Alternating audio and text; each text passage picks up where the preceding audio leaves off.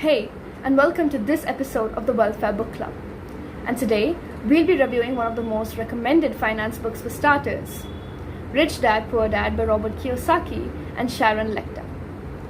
Written in 1997, this Finance 101 book is meant to negate the financial literacy a lot of people are missing out on. The goal of this book is simple, to get people to be financially independent. And this can be achieved, according to the authors, by investing in real estate and assets, understanding how businesses work and how to own them, and how all of this would lead to one's financial IQ being considerably raised. So, who is the rich dad and who is the poor dad? The rich dad is Mr. Kiyosaki's dad's friend who was able to score his fortunes by prudently investing as an entrepreneur, and the poor dad is Mr. Kiyosaki's dad, who worked immensely hard all of his life yet never attained financial security. Which is to say, one must work smart, not hard. So, written in a series of parables, this book wants to tell you that you don't need a high income to start becoming rich, and that the goal is for you as a person to not work for money, but to make money work for you. The book has a few key ideas. People who are rich acquire assets, people who aren't rich acquire liabilities. What must be done is to have financial aptitude, so that once someone earns money, they learn what to do with it, how to keep it from being done, and how to keep it longer. The authors believe if we have a regular job, it is just a short-term solution to a long-term problem of insolvency. Warren Buffett's quote best fits here. If your salary is your only source of income, you're just one step away from poverty. But why do people do that? It's easy. It's fear.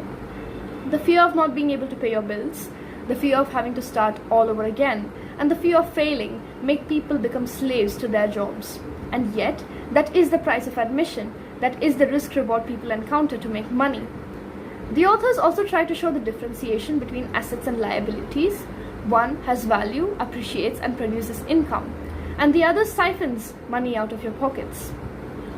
The authors believe that people must try to pay off their debts and start investing in income-generating assets. The issue is that most people don't have that financial foundation, and this hurts them in the long run. One of the tricks is to understand the legalities of the tax code and understand tax advantages so that long-term wealth could be built over time.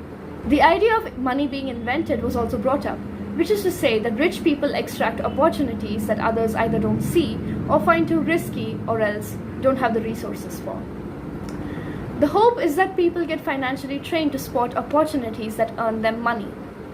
So this whole idea of rich people buying luxuries while people who aren't rich buy luxuries first is reflected throughout the book. The authors also have some suggestions in terms of emotions people face, and these range from fear to laziness to arrogance, but it is not exactly explained how to go about doing that. All in all, this book wants us to use failure as an opportunity to grow and as a stepping stone to success. All it tries to do is to have a simple explanation for how money works. You're not going to get trading tips or get-rich-quick schemes or a direct pathway to success. All it can do is encourage you to get out of the rat race and maybe instilling confidence in being your own boss. You're not going to get some profound ideas here, but there are some valuable lessons that are imparted. The issue with this book, however, is you still don't know what the first step is. Where do we start?